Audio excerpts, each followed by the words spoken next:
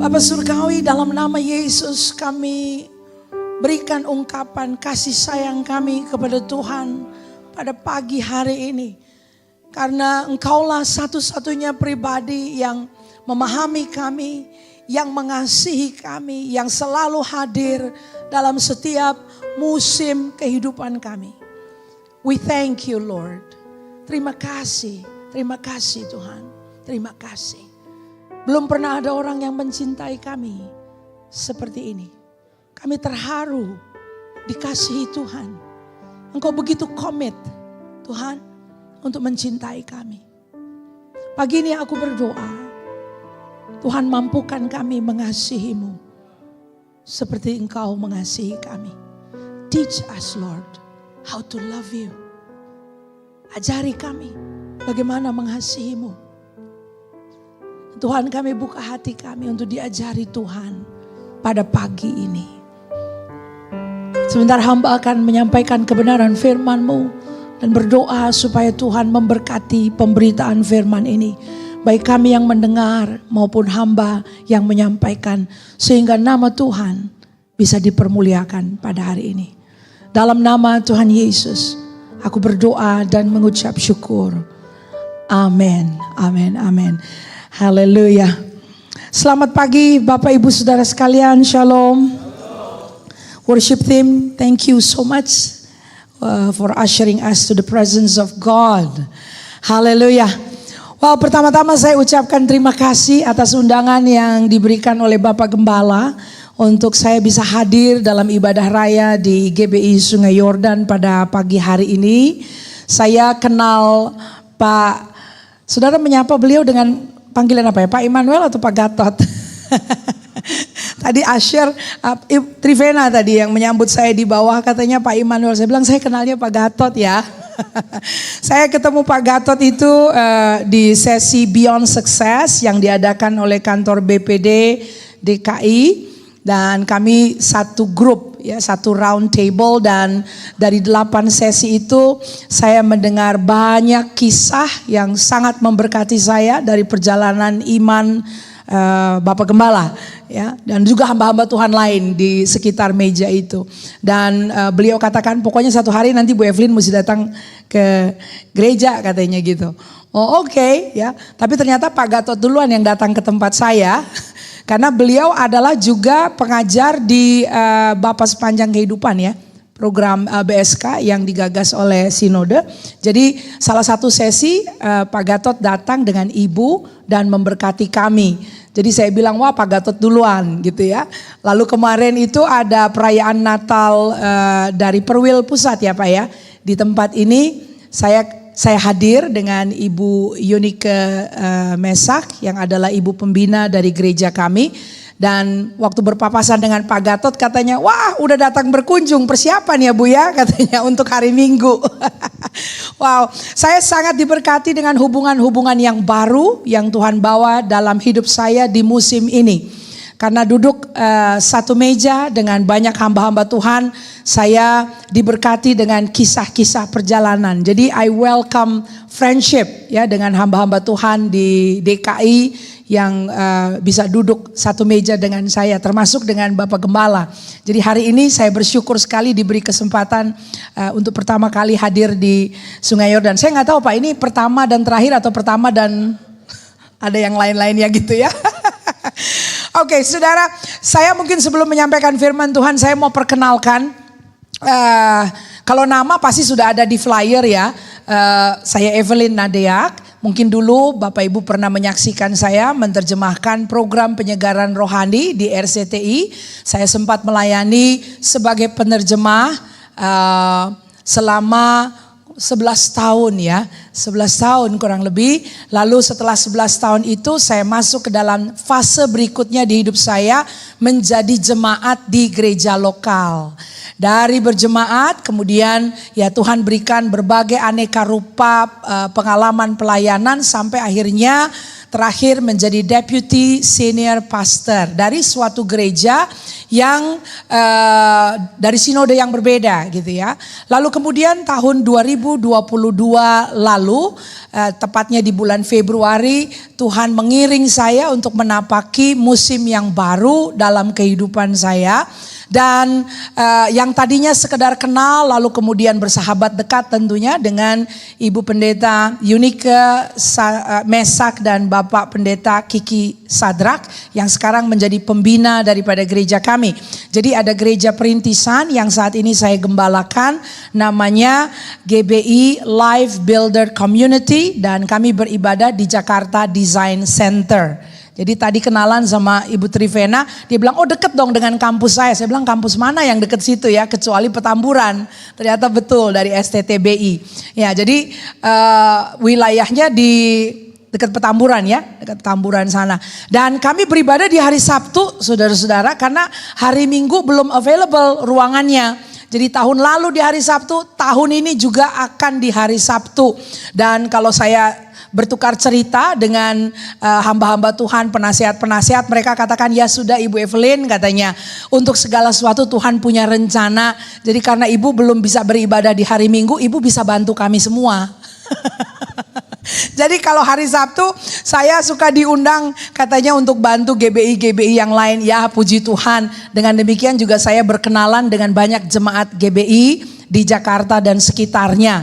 Jadi kalau hari Sabtu itu saya tinggal di daerah Jakarta Barat, Coret, saudara. Kenapa saya bilang Coret? Karena perbatasan antara Jakarta Barat dengan Tangerang. Tolnya, pintu tolnya Karangtengah sana. Gitu. Jadi sudah agak jauh ya. Nah, tapi Tuhan bisa percayakan seringkali saya ke daerah Bekasi, lalu kemudian Bekasi ke Cikarang, lalu pernah juga sampai ke Cinangoh. Nanti ini mau ke Purwakarta atau Purwokerto? Purwakarta ya. Itu ada GBI juga ternyata di rest area. Ini GBI ini luar biasa ya saudara ya. Pergerakannya ada ibadah di rest area nomor berapa itu? Di daerah Purwakarta. Saya diundang ke sana pagi-pagi.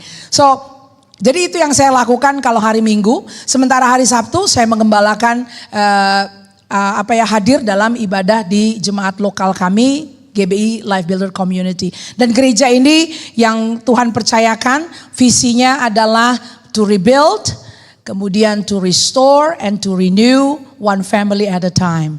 Membangun kembali, mendirikan kembali dan merestorasi ya, memperbaharui kembali keluarga lepas keluarga, saudara. Jadi dalam SK kami baru terima di bulan September kemarin tanggal 11. Jadi saudara 911. Kalau 9/11 kan hancur ya gedungnya ya. Gedung World Trade Center Amerika hancur. Tapi saya bilang udah jangan 9/11 tapi 911. Saudara tahu 911? Nah, itu rescue mission. Jadi saya perlengkapi jemaat ya, diperlengkapi untuk bisa menjadi rescue timnya Tuhan. Jadi kalau sampai dikontak di kantor, dikontak di rumah, dikontak di arisan, get ready. Karena Tuhan mau kamu menjadi tukang bangunannya Tuhan ya. Untuk apa? Membangun kembali, merestorasi dan memperbaharui keluarga-keluarga. Dan betul kami melihat ada pintu-pintu penginjilan masuk. One family at a time. Karena setiap keluarga adalah pintu masuk untuk suatu garis keturunan. Jadi saudara, ini mungkin bisa dilihat di layar ya. Jadi ini adalah foto tahun lalu ya. Tentunya sekarang sudah ada yang lain-lain yang baru ditambahkan Tuhan. Inilah GBI Life Builder Community. Kalau mau mampir silakan ya, karena itu hari Sabtu. Nanti hari Minggu kesini gitu maksudnya. Oke, saudara siap diberkati dengan firman Tuhan ya. Nah saudara, temanya saya dapat dari Bapak Gembala bahwa bulan ini gereja saudara ini bicara mengenai keintiman dengan Tuhan. Dan ada sesuatu yang juga terkait dan saya rasa saya bisa memperkaya atau menambahkan di dalam apa yang sudah direnungkan sepanjang bulan ini. Sehingga saya mengambil judul Friendship with God. Atau persahabatan dengan Allah. Kita akan lihat bersama-sama Yohanes pasal yang ke-15 ayat yang ke-15. Kalau saudara membawa Alkitab, mari silahkan kita buka bersama-sama ya. Yohanes pasal yang ke-15 ayat yang ke-15. Saya akan bacakan buat kita semua. Aku tidak menyebut kamu lagi hamba. Sebab hamba tidak tahu apa yang diperbuat oleh tuannya. Tetapi aku menyebut kamu sahabat. Karena aku telah memberitahukan kepada kamu segala sesuatu yang telah kudengar dari Bapakku. Ya, jadi aku menyebut kamu sahabat. Mungkin saya hadirkan versi bahasa Inggrisnya di sini karena saya tadi judulnya adalah friendship. Jadi ada kata friendship gitu ya. No longer do I call you servants, for servant does not know what his master is doing. But I have called you friends. Jadi bahasa Indonesia bilang sahabat. Then we find in English ada friends. Makanya saya kasih judul friendship with God atau persahabatan dengan Allah. For all that I have heard from my Father, I have made known to you. Karena segala sesuatu yang aku dengar dari Bapakku telah aku beritahukan kepada kamu. Nah saudara, this concept ya, konsep ini begitu menarik. Dan kita akan kaitkan itu dengan topik keintiman. Bagaimana kita bisa bayangkan bahwa Allah sendiri yang telah menjadi manusia, yang kita kenal dengan panggilan Yesus di Alkitab, itu menghadirkan suatu konsep berelasi dengan Allah. Dan konsep yang dia gunakan adalah konsep persahabatan. Can you imagine? Saya rasa belum pernah ada kepercayaan lain di bawah kolong langit ini yang menghadirkan konsep berelasi dengan Tuhan Allahnya dengan memakai konsep persahabatan. Ini adalah suatu ide berpikir yang bikin otak kita geger, saudara. Benar gak? Ya. Apalagi ini ditulisnya di Injil Yohanes. Ya nanti kita akan lihat ini di pasal 15 ini ya pasal ketar-ketir ini. Karena pasal 13, 14, 15, 16, 17 selanjutnya itu sudah bicara mengenai hari terakhir. Itu adalah hari terakhir Yesus di planet ini dalam wujud rupa manusia daging seperti saudara dan saya. Itu hari terakhirnya. Karena ini adalah pembicaraan pada malam terakhir itu. Jadi rangkaian pasal 13, 14, 15 itu adalah omong-omongan terakhir. Percakapan terakhir. Dan pada percakapan terakhir itu menarik sekali. Finally, after 3.5 years approximately, setelah kurang lebih 3,5 tahun berjalan, melayani, ditonton, disaksikan, dari jarak dekat, up close and personal, berbincang-bincang, menegur. Banyak muridnya seringkali ditegur ya. Saudara kalau kita lihat catatan Yesus itu, saya lagi pikir waktu dia tegur dia pakai tarik rambut gak ya? Pakai geleng kepala gak, pakai usap-usap kepala. Saya kadang-kadang kalau ketemu jemaat lagi negur tuh, aduh, cenut-cenut saya gitu ya.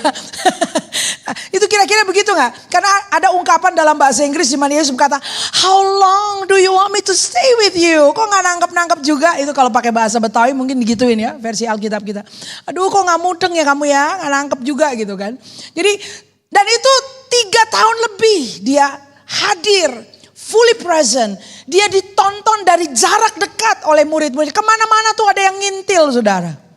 And finally pada hari terakhir, dia bersama dengan mereka, dia hadirkan konsep ini kepada mereka. Nah ini adalah konsep yang betul-betul menggegerkan ya. Kalau Yohanes pasal yang keempat, if I'm not mistaken itu. Ya, Yesus hadir di pinggir sumur Yakub dan bertemu dengan seorang perempuan Samaria. Dan di situ dia berkata, kamu menyembah yang tidak kamu kenal. Betul gak? Kita temukan itu ya. Kamu menyembah yang tidak kamu kenal. Setelah uraian teologis daripada perempuan itu ya. Dia berkata, ya nenek moyang kami bla bla bla bla bla. Lalu Yesus bilang, you worship the one that you don't even know. Kamu menyembah yang tidak kamu kenal. Tapi saatnya akan tiba. Nah itu adalah pembukaan tuh. Pasal 4 itu ditulis di awal. Ya, I think nggak tahu itu tahun keberapa dari pelayanannya. Itu mungkin adalah ungkapan di tahun pertama mungkin. Tetapi, dan itu private ya. Murid-murid tidak ada di situ. Tapi kemudian at the end of his life. Ya pada hari-hari terakhir itu. Dia berkata dan dia hadirkan. Now I don't call you servant, I call you friend. Aku gak panggil kamu hamba. Aku panggil kamu sahabat. Nah, pemikiran ini saudara, konsep ini yang saya harap saya bisa deliver kepada saudara pagi hari ini. Dan tidak hanya di ruang ibadah ini saja.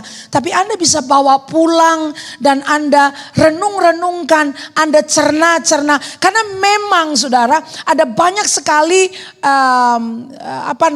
ide-ide yang kemudian dituangkan menjadi lagu-lagu yang berisi persahabatan dengan Yesus. Betul gak? Ya. Dulu lagu favorit saya itu ditulis oleh Hillsong saudara. I've got friend in high places. Ya. Bahkan lagu himne lama gitu. What a friend we have in Jesus. Saudara tahu lagu itu? Tadi pagi saya masih setel tuh lagu. Ya. Jadi ada banyak lagu digubah oleh pujangga-pujangga kita yang menghadirkan konsep persahabatan dengan Yesus. Dari sisi kita mengklaim dan berkata, Jesus, you are my friend. Yesus, engkau sahabatku. Engkau Yesus sahabat yang sejati. Dari pihak kita boldly loh, kita dengan berani bilang, Jesus is my friend. Pertanyaannya, apakah Yesus bisa berkata kepada kita, Evelyn, you are my friend? Atau itu hanya ungkapan yang sepihak dari kita? Saudara, pernahkah Anda bersahabat dengan orang secara sepihak? Nah ini dia nih, hopeng nih sama gue nih. Hopeng banget nih. Pernah gak begitu? Atau it takes two. Dua belah pihak ya. Kita kan gak bisa ngaku sama orang. Nah ini teman baik aku. Terus orang yang dibilang begitu, orang yang bilang, siapa lo? Iya kan? Siapa? Itu. Nah, saudara, Matius pasal yang ke-7 berkata akan ada hari terus terang ya. Akan ada hari terus terang. Katakan hari terus terang. Ya. Akan banyak orang ngumpul di depan Yesus dan berkata, Yesus, bukankah kami telah mengusir setan demi namamu? Bukankah kami sudah bernubuat demi namamu? Bukankah kami telah melakukan A, B, C, D, E, F demi namamu? Nah ini pekerja-pekerja ngomong kayak gitu saudara. Lalu Yesus bilang apa? Hari itu dia berterus terang. Dia bilang, tapi aku gak pernah kenal kamu. Waduh, gimana nih cerita saudara? Itu kayak dari pihak kita berkata, hey you're my friend loh, kamu temen loh. Lalu Yesus bilang, siapa? Nah banyak orang suka ngaku-ngaku gitu kan. Banyak orang suka ngaku gitu. Saudara saya ketemu dengan banyak orang saudara. Itu kalau lagi ngobrol bilang, iya itu teman saya. Itu teman saya. Lalu disebutlah nama siapa ya. Ada gubernur kayak pejabat apa. Itu teman saya. Ya ampun saudara dibilang teman. Kenapa? Karena dia punya kartu namanya. Dulu zaman masih cetak kartu nama. Kalau zaman sekarang apa? Bukan kartu nama. Dibuka Instagramnya. Lalu bilang, nih gue udah pernah foto bareng. Nah ini friend. Saudara hanya karena kita wifi ya. Foto-foto sama-sama. Back gitu. Emang langsung teman. Hello. Atau karena kita follow account Instagram atau sosial medianya. Kita sering like. Nah ini temen nih. Ini kenal nih aku nih temen nih. Saudara kalau kayak gitu juga saya mau temen nih sama presiden baru inaugurasi itu dari Amerika. Saya akan follow dan aku like. Aku temen sama dia. Emang begitu? Dia bilang siapa nih orang? Kita jadi gede kepala saudara. Nah ini saya ingin breaking our mindset ya. Karena memang seringkali kita terpukau dengan banyak lagu-lagu pujian yang kita nyanyikan. Di mana kita berkata, I am a friend of God. Aku adalah sahabat Tuhan. Yakin kamu sahabat? Nah, jadi konsep ini saya ingin mengiring Anda untuk bisa menggali lebih dalam. Saudara perjanjian lama menuliskan pertama kali saudara istilah persahabatan itu dengan seorang manusia. Jadi ini sebetulnya kalau mau dibilang apakah konsep yang baru, ya nggak baru-baru banget. Karena ternyata ada catatan di perjanjian lama mengenai seseorang yang disebut sebagai sahabat. Saudara kita lihat di Exodus atau Keluaran pasal 33 ayat 11. Saya kutip bahasa Inggrisnya dulu. Thus the Lord used to speak to Moses face to face as a man speaks to his friend. Bahasa Indonesianya, dan Tuhan berbicara kepada Musa dengan berhadapan muka seperti seorang berbicara kepada temannya. Katakan muka dengan muka. Saya sering menggunakan konsep muka dengan muka ini dengan mengatakan up close and personal. Tuhan itu maunya dekat-dekat dan personal, saudara, muka dengan muka. Kita tahu dampaknya di perjanjian lama, waktu Musa menghadap dengan Tuhan di kemah pertemuan, itu tiap kali dia ketemu Tuhan, atau kalau dia baru turun dari gunung, saudara, wajahnya itu memancarkan the glory of God. Begitu terangnya, orang Israel itu gak bisa lihat wajahnya Musa, sampai harus ditutup dengan selubung. Saya gak tahu terangnya berapa watt, 5 watt kah, 100 watt kah. Saudara, lampu kayak begini saya masih bisa lihat nih. Sekalipun kemudian nanti silau, ada kotak di mana-mana, tapi masih bisa lihat. Ya. Saya mau tanya, kira-kira terangnya wajahnya Musa tuh berapa terang? Gak bisa loh, gak tahan lihatnya. Ya saudara, jajal nih lampu-lampu di depan, Anda masih bisa lihat. Tapi orang Israel gak bisa lihat mukanya Musa itu, saking terangnya, sampai harus ditutup. Jadi terangnya berapa watt itu? Itu karena dia ketemu sama Tuhan. Begitu gentarnya orang Israel, sampai mereka berkata, no Moses, you go seek the Lord, and kami dengar dari kamu aja. Kamu yang menghadap Tuhan, and kita dengarnya dari kamu. Halo? Mereka tidak mau mendekati Tuhan secara pribadi, up close and personal. They got satisfied. Mereka jadi puas hanya mendengar relay message dari seorang hamba yang mau bayar harga mendekati Tuhan. Hello? They don't want to seek the Lord personally. Takut, gentar, apapun lah istilahnya. Banyak sekali cincongnya. Orang Siantar bilang begitu. Banyak cincongnya itu. Kalau orang Jakarta nggak tahu istilahnya apa ya, banyak cincong. Begini, ya udah nggak bisa, gitu loh. Ya jadi kamu aja yang ketemu Tuhan. Nanti kita dengar Tuhan ngomong dan Tuhan mau apa dari kamu. Halo, familiar nggak ya? Masih ada nggak makhluk yang kayak gitu zaman sekarang? Nggak ada ya, udah punah ya, kayak gitu. Dulu aja perjanjian lama lah itu ya. Kalau sekarang nggak ada kan? Oh, kalau sekarang kita giat cari Tuhan sendiri, gitu loh. Atau Pak Pendeta aja cari Tuhan. Nanti pendeta kasih tahu saya. Tapi kita nggak mau bayar harga untuk kenal dia secara pribadi. Katakan kenal secara pribadi. Jadi rupanya unsur secara pribadi itu sangat penting di dalam membangun persahabatan dengan seseorang. Ya kita nggak maulah bersahabat via, benar nggak via? Tahu via? Pakai ada perantaranya gitu loh, ya kan? Memang orang tuh saya tahu bisa berjodoh karena ada comblang, tapi kan saudara nggak mau memacari comblangnya kan? Hello, ada saudara gitu?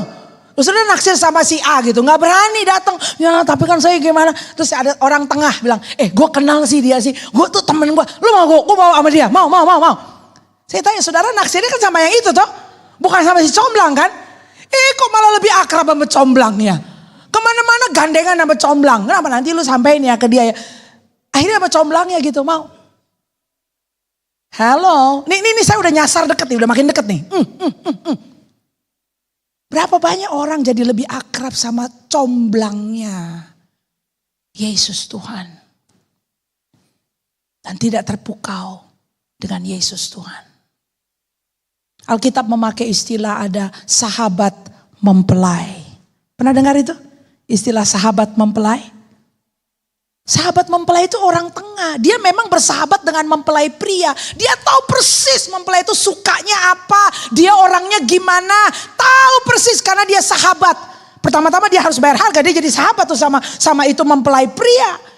Tapi kemudian waktu mempelai pria harus pulang ke rumah bapaknya untuk mempersiapkan tempat tinggal bagi mempelai wanita. Maka sahabat mempelai bertugas menjagai mempelai wanita sampai hari mempelai pria datang menjemput mempelai wanita untuk masuk ke dalam perkawinan kudus. Dia orang tengah, saudara.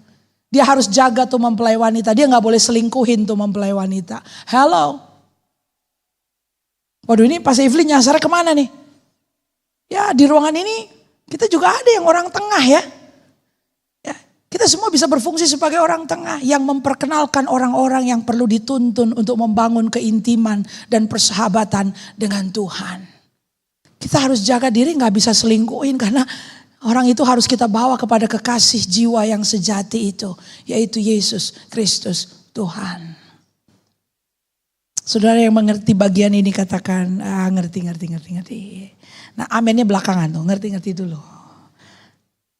Haleluya. Jadi konsep ini ternyata diperkenalkan dan ada loh manusia yang disebutkan Tuhan berbicara dengan dia seperti orang berbicara muka dengan muka dan kemudian menyebut orang itu sebagai sahabatnya. Kalau dulu pernah disebut ada sahabatnya Tuhan, kira-kira pada zaman ini masih bisa gak berlaku ya, bahwa kita pun seandainya Tuhan kalau kau bermurah hati ya bersahabatlah dengan aku. Saudara, coba kita lihat di sini kembali kepada Yohanes pasal yang ke-15 tadi, saudara. Jadi pada hari terakhir dari Yohanes 13, 14, 15, 16, 17 itu malam terakhir sebelum Yesus kemudian dikhianati di Taman Getsemani, lalu kemudian ditangkap, diadili, karena besok paginya dia akan disalibkan, saudara. Jadi pada malam terakhir itu dia berkata, aku menyebut kamu sahabat. Nah, kita mesti mindful kapan suatu kalimat diungkapkan dan siapa audiens di sekitarnya yang mendengar kalimat tersebut. Kita gak bisa berasumsi bahwa kalimat ini disampaikan di hadapan 5.000 orang, saudara. Hello, understand what I mean? Ya. Kalau kita membaca catatan-catatan Injil, maka kita akan temukan Yesus hadir di dalam skop pertemuan yang berbeda-beda. Jumlah audiensnya berbeda-beda. Kalau kita lihat di dalam Injil Matius, maka kita akan temukan di sana ada title catatan perikop yang namanya khotbah di bukit. Pasal 5, pasal 6, pasal 7. Itu khotbah di bukit, saudara. Memang ada pengulangan pencatatan di bagian Injil yang lain, tapi itu kelihatannya komplit sekali. Itu yang hadir tuh ribuan, saudara. Banyak orang, saudara. Pernah dia hadir memberi makan 5.000 orang. Itu pasti juga setelah khotbah dia kasih makan. Tapi 5.000 cuma laki-laki. Berarti ada perempuan, anak-anak. Itu KKR besar. Dan saudara bisa perhatikan dalam skop yang besar-besar seperti itu, di mana ada mix kepentingan yang mix up. Ya, orang datang kalau sudah KKR besar itu macam-macam. Ada yang minta mungkin lepas dari hutang, mungkin ada yang butuh kesembuhan, mungkin ada yang datang butuh pemulihan rumah tangga. Banyak orang datang dengan kebutuhan. Katakan kebutuhan. Kebutuhan kita akan draw us to God. Sakit penyakit kita akan menjadi lonceng yang membuat kita mencari Tuhan. Dosa kita akan membuat kita datang karena kebutuhan kita akan juru selamat, which is very good. Untuk titik awal membangun keintiman dengan Tuhan. Tetapi saudara, kita tidak bisa terus-menerus hanya datang ke Tuhan just because of our needs. Hanya karena kebutuhan kita. Because one of these days kamu mau butuh apa? Kan tidak selama-lamanya sakit. Sakit bisa sembuh, betul gak saudara? Enggak selama-lamanya terlilit hutang. Masa mau terlilit hutang terus supaya mau datang ke gereja? Masa mau masalah rumah tangga terus supaya mau berdoa? Kan tidak. One of these days, those problem will be over. Masalah itu akan selesai. Terus pertanyaannya, kalau masalahnya sudah selesai, do you still have reason to follow and to pursue the Lord? Masih gak punya enough reason, masih gak punya cukup alasan untuk memburu Tuhan, untuk mengejar dia, untuk finally jatuh cinta dengan dia. Untuk akhirnya memburu hatinya dan bukan lagi tangannya. Gak bisa seumur hidup mau cari tangan Tuhan, saudara. Kapan transisi itu terjadi? Bahkan sampai saudara memang butuh tangannya, tapi you would rather have his heart. Halo. Artinya apa? Ya, aku ada pergumulan, tapi aku kayak ada transisi dalam perjalanan imanku. Ya, kalau dulu memang mataku cari tangannya, aku butuh tangan kesembuhannya, aku butuh tangan pemulihnya, aku butuh tangan restorasinya. And setelah 10 tahun, ya, ada masalah lain. I still need his hand, tapi at this moment, pada kali ini, I would rather pursue his heart. Aku mau kejar hatinya. Saudara, saya katakan, if you get his heart, you get his hand. Kau tangkap hatinya, kau akan dapat tangannya juga. Tapi banyak orang yang hanya tangkap tangannya dan tidak pernah mengerti hatinya. Makanya saudara mengerti konteks itu. Matius pasal 7 berkata, ya kamu lakukan banyak hal. You have been doing all of this. Tapi kamu. And kita pikir kita kenal dia gitu. Karena kita sudah mengusir setan. Kita pikir kita kenal dia karena kita udah pernah tumpang tangan dan orang sakit sembuh. Tapi bukan itu kan ukurannya saudara. Betul gak? Kita gak bisa merasa sudah kenal. Tuhan itu kenal juga gak sama kita? Aku gak kenal kamu katanya. Ada catatan di Alkitab saudara. Dan saya mau hadirkan contoh-contoh ya dari orang yang bersahabat dengan Tuhan. Coba kita lihat contohnya. Yang pertama itu adalah Abraham, saudara, saya hadirkan. Abraham ini dikenal sebagai sahabat Allah. Ada reputasi itu di dia. Dicatat di dalam Yakobus pasal 2 ayat 23. Jadi Abraham hidup di perjanjian lama saudara. Rentang waktunya jauh dari Yakobus yang mencatat surat Yakobus saudara. Dan Yakobus diingatkan by the inspiration of the Holy Spirit, oleh inspirasi Roh Kudus mengenai bapa iman ini yang namanya Abraham. Dan dia mencatat, dia katakan begini, lalu percayalah Abraham kepada Allah, maka Allah memperhitungkan hal itu kepadanya sebagai kebenaran. Saudara, lalu dikatakan karena itu Abraham disebut sahabat Allah. Saudara, ada catatan yang menarik mengenai Abraham.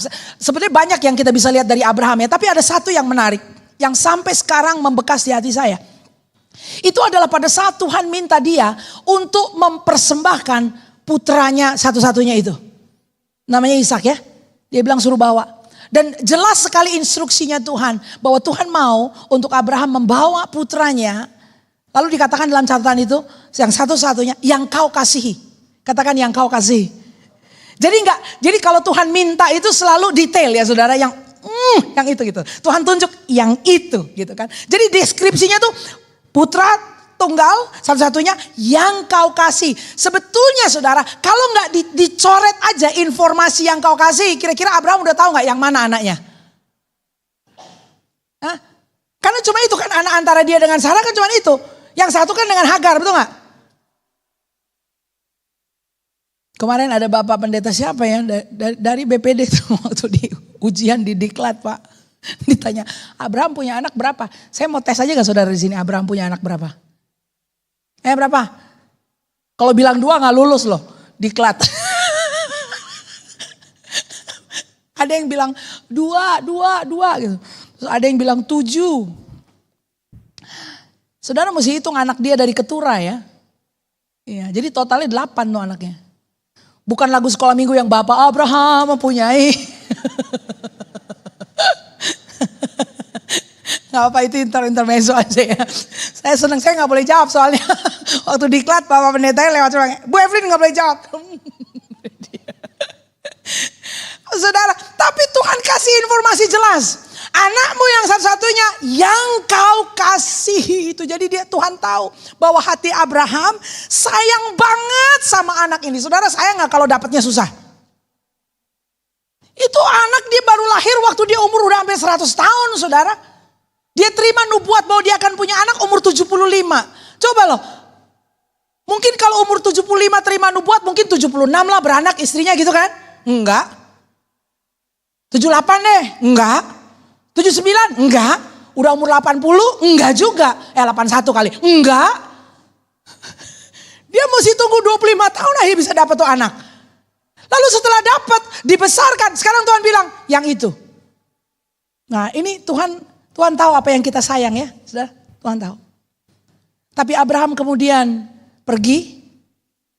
Dan dia ajak anak itu. Yang pikul kayu bakar itu anaknya. Lalu kemudian sudah tahulah kisahnya ya. Anak itu diikat di atas mezbah. Lalu pada saat dia sudah angkat. Menghunuskan belatinya untuk mempersembahkan supaya ada darah yang tercurah. Pada saat itu Tuhan hentikan. Malaikat Tuhan hentikan tangannya yang sudah akan digerakkan itu. Dan ada catatan yang sampai sekarang berkesan di hati saya. Di mana Alkitab mencatat. Dalam bahasa Inggris dikatakan begini. Tuhan ngomong begini kepada Abraham. On that particular moment dia bilang.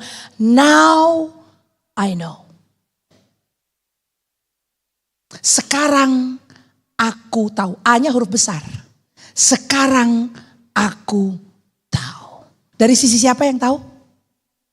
Tuhan. Saudara mengerti apa yang saya ingin sampaikan ini? Jadi kita bisa aja ngomong, kita bisa aja nyanyi. We want to dance, muter-muter saudara. We want to jump around. Dan kita bilang, you are my friend God. Engkau sahabatku, engkau sahabatku. But you know God will handle us. Tuhan akan tangani isu-isu di hati kita. Kekasih-kekasih lain yang mungkin masih bercokol, berdiam di hati kita. Tuhan bilang, oh beneran yakin? No masih ada yang itu. Yakin? No masih ada yang itu. Dan Tuhan bilang, serahkan. Taruh di mezbah, taruh di altar. Karena saudara yang kita rindukan bukanlah hubungan yang sepihak. Dari pihak Tuhan dia perlu berkata, now I know. Sekarang aku tahu. Abraham mengalami itu saudara. Dan reputasinya dicatat bahwa dia disebut sebagai sahabat Allah. Jadi tadi saya katakan Yohanes 15 itu bukan khotbah untuk publik saudara. Dengan mix kepentingan-kepentingan ya. Dengan kebutuhan-kebutuhan. No, ini adalah orang yang sudah berjalan, sudah setia, sudah tekun, sudah teladan. Oke, sekarang at the end. I'm saying what is very dear to my heart. Aku akan ngomong sesuatu yang lekat, dekat di hatiku.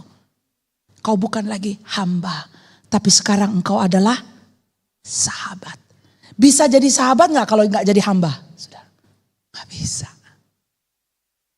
Jadi ada pathway-nya untuk finally kita bersahabat. Yang kedua adalah Musa. Saya hadirkan contoh ini, Musa. Hubungan Musa dengan Tuhan ditandai dengan komunikasi langsung dan keintiman. Dicatat di dalam Keluaran 33 ayat 11 di mana di sana dikatakan dan Tuhan berbicara kepada Musa dengan berhadapan muka seperti orang berbicara kepada temannya. Ini yang tadi saya katakan dekat, erat, up close and personal. Tidak via. Tidak pakai orang tengah saudara. Saya dorong jemaat kami untuk membaca Alkitab secara teratur.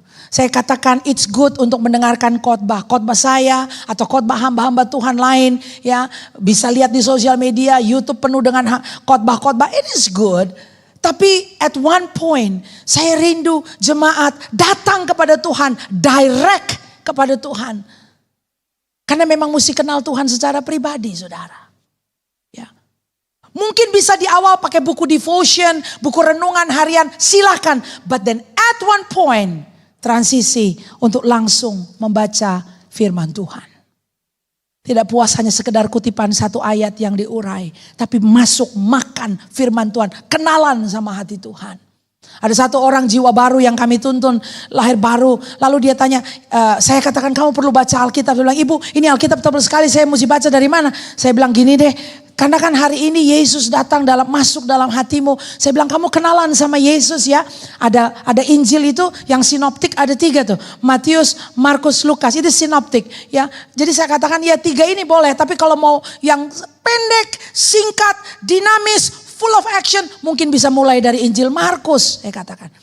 Lalu kalau selama kamu membaca bolak-balik, coba lihat sosok Yesus itu. Kamu kenalan sama dia. Dia hadir dalam konteks apa saja. Dia kalau ketemu si A, seperti apa dia ngobrolnya. Ketemu si B, dia ngobrol seperti apa. Ketemu si C, seperti apa dia. Bagaimana dia menangani isu-isu di sekitarnya. Apakah ada hal-hal yang terlampau sulit, terlampau sukar bagi Yesus.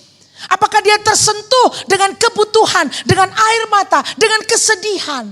Kamu coba lihat apakah dia tolak orang berdosa. Dia tolak orang-orang yang ditolak oleh orang lain. Di situ kamu coba kenal dia. Karena kamu akan membangun persahabatan dengan Yesus. Dia bilang oh gitu bu. Kalau sudah selesai baca apa lagi? Ya boleh itu berulang-ulang. Atau kalau sudah mau lebih dalam lagi nanti bisa masuk ke Injil Matius atau Injil Lukas. Synoptic Gospel. Nanti setelah itu kita lihat yang lain-lain. Ini jiwa baru Bapak Ibu sekalian. Saya mesti tuntun dia untuk lebih familiar, mengakrabkan diri dengan, jangan lebih hafal Pastor Evelyn suka kopi model apa, Pastor Evelyn hobinya makan apa. Nah dia kalau ditraktir enaknya di restoran mana, kok lebih akrab sama saya. Dia tidak boleh jatuh hati ke saya, dia harus jatuh hati kepada kekasih yang sejati. Kadang-kadang jemaat lebih hafal pendetanya punya kesukaan, tapi tidak tahu kesukaan Tuhan itu apa. GBI Sungai Yordan, saya tahu Anda ada dalam perjalanan iman yang luar biasa tahun ini. Anda akan semakin dalam dengan Tuhan. Karena tahun ini dibuka dengan keintiman. Orang yang berikutnya yang kita sudah sering sekali familiar adalah Daud, saudara. Kehidupan Raja Daud mencerminkan hati yang selaras dengan Tuhan. Sering diungkapkan ini semua melalui kitab Mazmur. Nah, dalam kitab Kisah Para Rasul 13 ayat 22 ditulis begini. Allah bersaksi. Siapa yang bersaksi, saudara? Wow. Allah bersaksi. Aku telah mendapat Daud bin Isai. Seorang yang berkenan di hatiku. Dan yang melakukan segala kehendakku. Saudara, saya suka terjemahan bahasa Inggris ya. A man after my own heart. Bahasa Indonesianya tertib ya. Seseorang yang berkenan. Katakan berkenan. Ya, saya suka bahasa Inggris ya.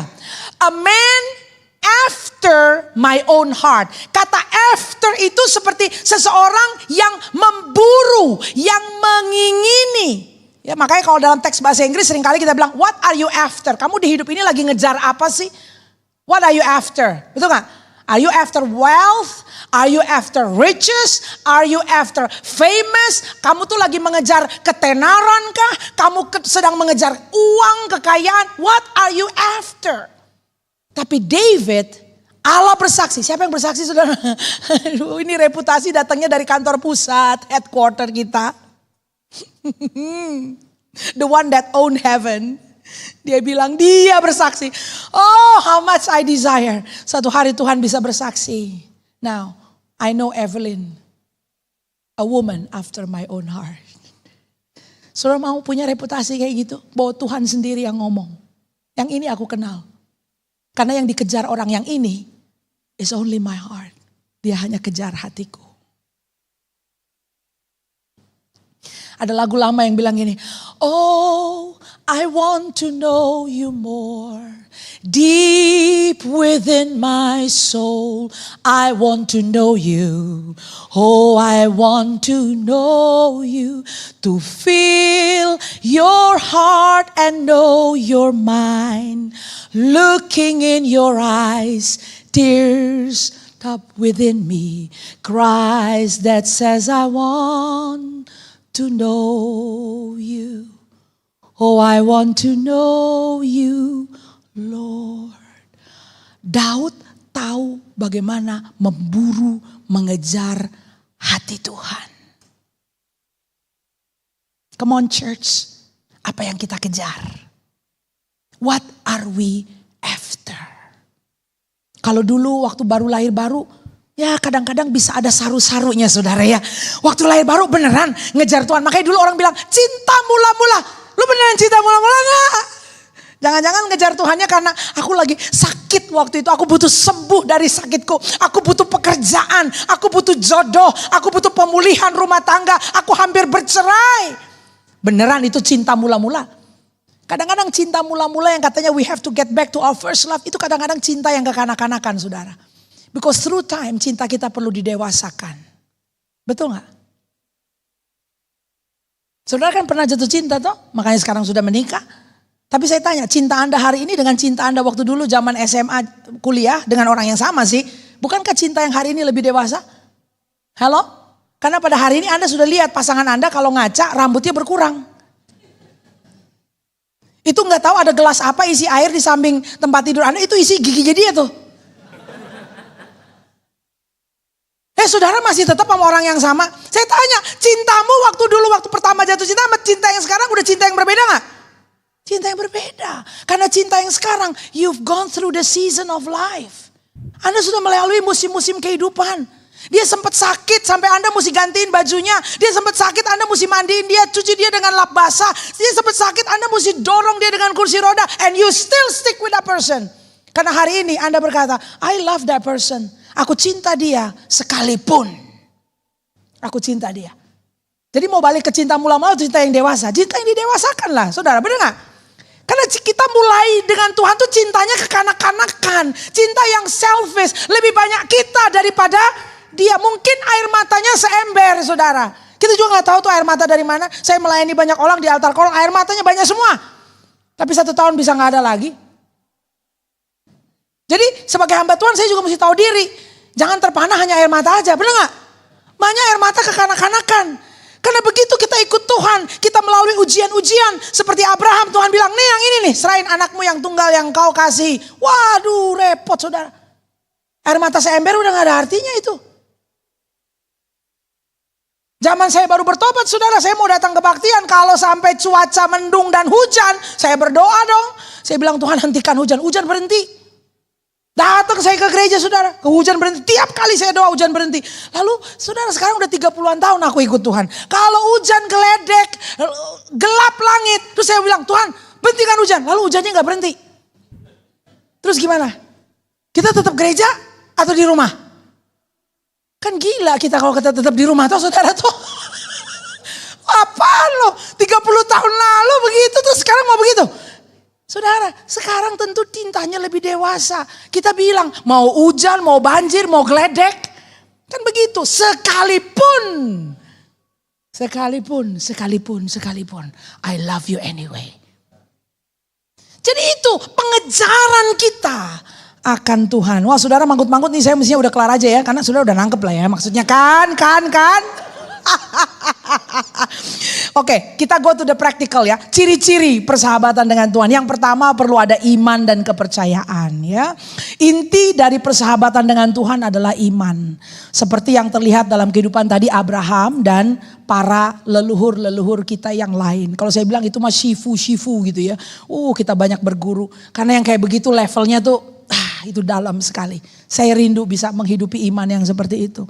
Saudara, Ibrani 11 ayat 6 ya. Tanpa iman tidak mungkin orang berkenan kepada Allah. Gak mungkin saudara. Dan iman itu perlu ada aksi. Kita gak bisa bilang, I believe.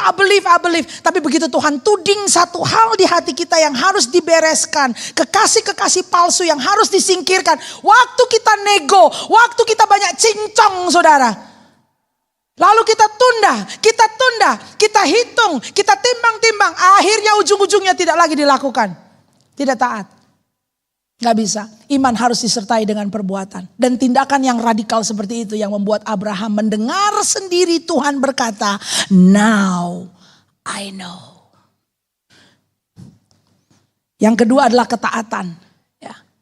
Iman harus disertai ketaatan. Ketaatan adalah ciri khas dari mereka yang berteman dengan Tuhan. Ada catatan menarik di Yohanes 15 ayat 14 berkata, kamu adalah sahabatku jikalau kamu berbuat apa yang kuperintahkan kepadamu.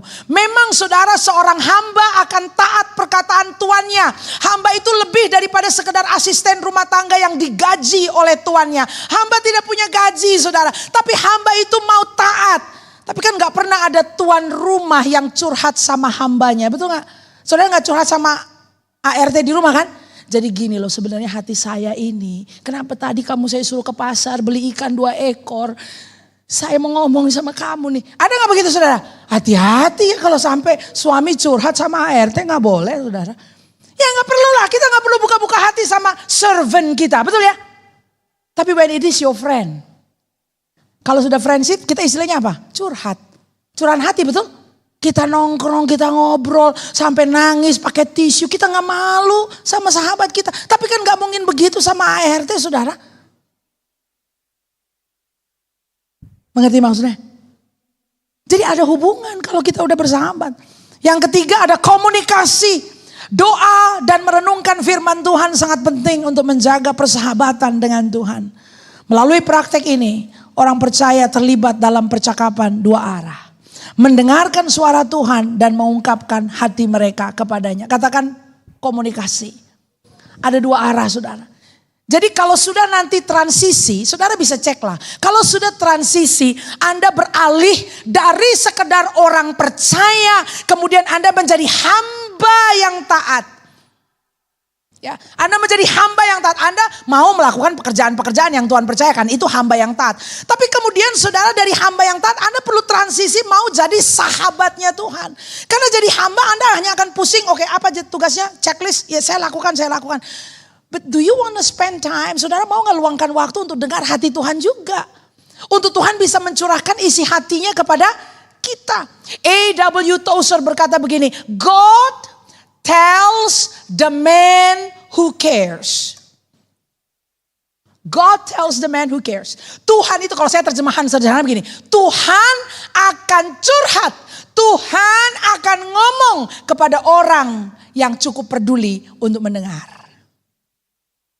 Cukup peduli. Jadi kalau kita care enough, kita akan mau dengar, Tuhan, what do you want today? Tuhan mau apa hari ini? Jadi bukan sekedar mau langsung tancap gigi 5 kan? Habis ini saya mau ke gereja, habis ini saya mau ini, habis ini saya mau singer, habis ini saya mau kunjungan orang sakit, habis gitu kan. Pernah nanya gak Tuhan, how may I serve you? Tuhan lagi pingin apa hari ini? Kalau bersahabat kita akan nanya saudara. Amin. Terakhir ya, yang keempat. Tentunya adalah kasih. Ini ciri persahabatan. Kasih adalah dasar persahabatan dengan Tuhan. Dalam Yohanes 15 ayat 13 Yesus mengatakan, tidak ada kasih yang lebih besar daripada kasih seseorang yang memberikan nyawanya untuk sahabat-sahabatnya. Jadi pada saat kita bicara dinamika persahabatan, maka ada kasih yang rela berkorban. Dalam persahabatan yang intim saudara, ada kerelaan untuk berkorban. Rela, nggak pakai kalkulator, nggak hitung-hitungan saudara. Selama kalkulator masih ada, jangan-jangan kita ART di rumah Tuhan. ART, kenapa? Ya ini ART-nya nih. Kenapa? Masih pakai kalkulator. Saudara udah pernah berhubungan sama ART. Bu, jadi gini Bu, saya baru dengar kemarin dari ibu pembina kami bahwa ART di rumah dia punya jam kerja saudara. Dia akan mulai dari jam 4 atau jam 5, selesai jam 8 malam. Jadi terserah. Ibu pendeta mau pulang jam setengah 8 gitu. Atau 8 kurang 15 baru meja dibuka makan. Jam 8 itu mbak akan naik ke kamar. Kau uruslah piring-piring itu sendiri. Kau cuci sendiri. Udah selesai gitu, gak ada cerita. Bye. Ibu pendeta, bapak pendeta cuci piring sendiri, beresin rumahnya sendiri. Saya dengar itu saya ketawa ngakak. Waduh hebat. ART hitung-hitungan saudara. Ya, coba lihat kiri kanannya. Kau masih hitung-hitungan gak? Jangan-jangan kau ART di rumah Tuhan. Boro-boro hamba. ART di rumah Tuhan. Saudara. Jadi coba lihat ya, saya kalau ketemu orang-orang, saya udah gini muncul. Saya sudah begini. Weh, kalkulatornya jalan ini ART. Asisten rumah tangganya Tuhan. ART dia. Saudara, dalam hubungan persahabatan ada kasih yang rela berkorban. Saudara yang pernah menikmati hubungan persahabatan, Anda tahu. Kita sesama sahabat aja udah gak putul, gak masuk, gak ada kalkulator. I'll serve you. Aku layani kamu. Karena ada kerelaan untuk berkorban. GBI Sungai Yordan, saudara, di perjalanan iman tahun ini. Tuhan mengulurkan tangannya karena memang dia ingin bersahabat dengan kita. Saya juga mengajak gereja saya untuk membuka diri, untuk berkenalan dengan Tuhan secara lebih intim. Supaya di gereja kita ada ruangan memang untuk Tuhan. Di mana Tuhan menjadi kesayangan kita. Dia menjadi pribadi yang kita sayangi, yang kita ingini, yang kita nanti-nantikan, yang kita akrab dengannya. Kita mau Tuhan betah, berdiam di dalam gereja kita, di dalam keluarga kita. Dan dia hanya bisa betah kalau dia dimaui. Benar gak sih saudara? Kira-kira kalau orang datang ke rumah Anda sudah saudara cuekin, gak diajak ngomong, dikasih minum juga enggak. Lama-lama dia pulang loh saudara. Oh gak ada yang ngajak ngomong ya. Ayo pamit ya, kan begitu. Tapi bagaimana kalau dia dimaui, diajak bicara, kita bercengkerama, kita hadir, duduk, ngobrol. Dia betah saudara. Berapa banyak kali kita bikin Tuhan bisa berasa gak betah di tempat kita. Nah saudara, pemahaman-pemahaman ini akan mengiringi langkah gereja ini 11 bulan ke depan. Sehingga pada bulan Desember kemajuan kita nyata. Kita bisa dikenal sebagai gereja yang welcome the presence of God. Kita dikenal sebagai gereja yang menyambut hadirat Allah. Di mana Tuhan berkenan dan punya kesan hadir di tengah-tengah kita. Amin saudara. Satu ayat penutup yang perlu kita ingat. Kalau kita tidak bersahabat dengan Tuhan, dan bagaimana? Saudara, dikatakan di Yakobus 4 ayat 4. Ini saya gak catat di slides, tapi tadi Tuhan ingatkan saya. Coba lihat Yakobus 4 ayat 4. Ayatnya muncul ya di layar. Nah, Ayo kita baca sama-sama, ini ayat harus dibaca. Dari sekian ayat yang lain yang saya bacakan, yang ini kita harus baca sama-sama. Baca sama-sama, 3, 2, 1.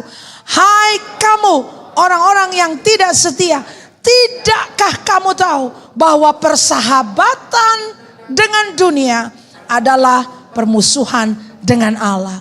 Jadi siapa saja yang hendak menjadi sahabat dunia ini, dia menjadikan dirinya musuh Allah.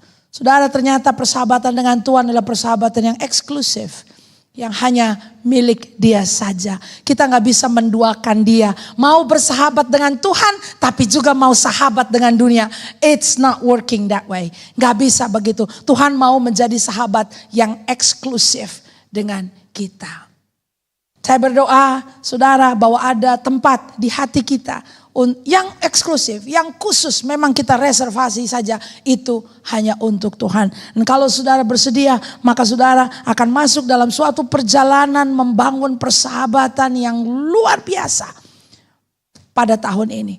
Satu hari kita bisa duduk sehidangan dengan Abraham dan Musa dan bertukar cerita bagaimana mereka rasanya jadi sahabat Allah, karena kita pun kemudian menjadi sahabatnya Tuhan. Amin, saudara. Kita bangkit berdiri sama-sama. Ada lagu lama tuh yang berkata, basuh aku di dalam darahmu, anak domba. Ya, I think itu lagunya Bapak Ibu Robert dan Bu Lea ya. Lagu lama, I was singing that kemarin di Diklat waktu Pak Kiki menutup sesi terakhir. Dan sampai hari ini saudara, saya terharu sekali dengan lagu itu. Itu mengingatkan kita bahwa memang gak ada yang lain ya yang bisa memukau hati kita. Kita mau bersahabat dengan Tuhan dan hanya itu yang bikin hati kita terpukau. Kita akan nyanyikan lagu ini bersama-sama. Nanti setelah itu saya berdoa dan serahkan kembali. Terima kasih Tuhan.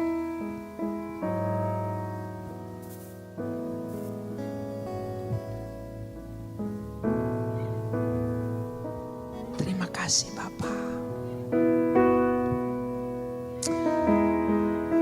Biar ini jadi komitmen dan kerinduan kami Tuhan. Create in us a heart yang mengingini Engkau. Tiada yang lain yang akan memukau hati kami. Kami mau terpukau hanya Engkau saja. Terima kasih Bapa. Basuh aku di dalam darahmu, anak domba.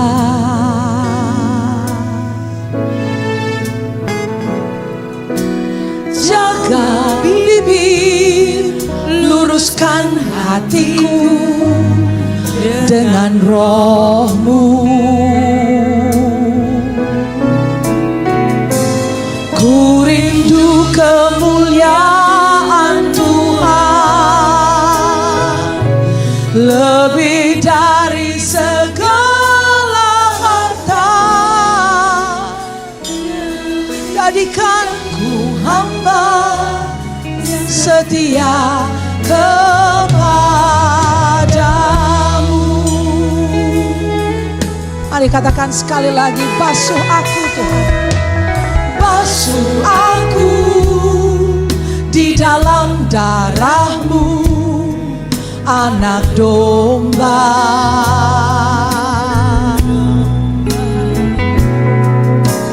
Jaga bibir, luruskan hatiku dengan roh-Mu.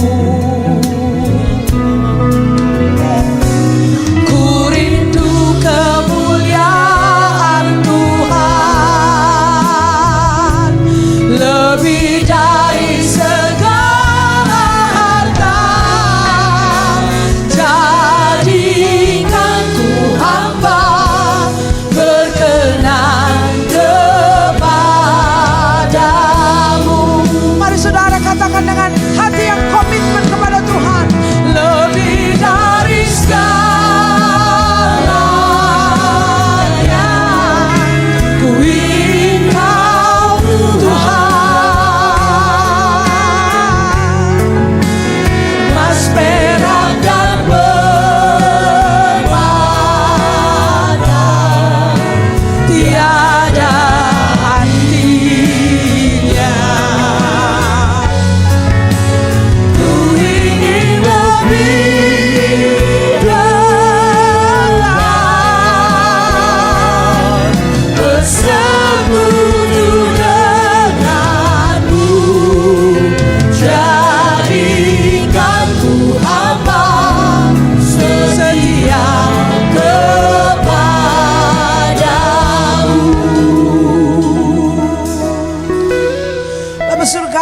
selesai menyampaikan kebenaran firman, isi hati Tuhan, sesuatu yang juga sedang Tuhan kerjakan pada hari-hari ini di dalam hatiku.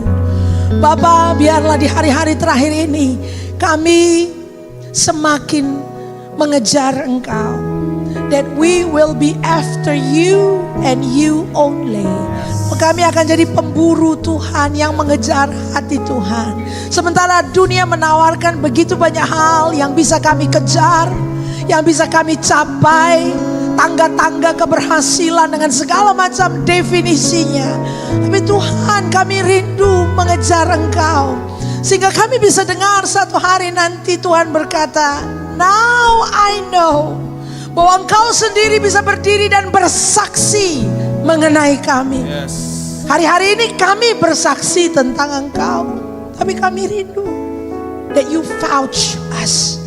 Engkau bersaksi mengenai kami. Aku kenal yang ini, aku kenal yang itu, aku kenal yang ini. Kami gak akan kaget pada hari terus terang itu, waktu Tuhan berkata, "Aku tidak kenal." Tuhan, ini ungkapan hati kami. Saudara-saudara di ruangan ini yang mau menjadikan tahun 2025 sebagai tahun pengejaran akan Allah. You would go after God's heart. Bukan tangannya, tapi hatinya. Kalau itu komitmen Anda angkat tangan di tempat. Tuhan lihat isi hati Anda. Yes God, yes God. Bapa Surgawi, kami mengangkat tangan kami dan berkata, Tuhan, tahun ini kami mau kejar Engkau di atas segala-galanya. Kami mau buka hati untuk bersahabat dengan Tuhan. Selama ini mungkin ada yang juga bersahabat dengan dunia, mau bersahabat dengan Tuhan, tapi jelas sekali hari ini, kalau selama kami bersahabat dengan dunia, kami jadi musuhnya Tuhan. Hari ini tarik hati kami Tuhan. We want to befriend you. Kami mau bersahabat dengan Engkau, sehingga Tuhan bisa bebas mencurahkan isi hati kepada kami. Perkataanmu akan kami perhatikan.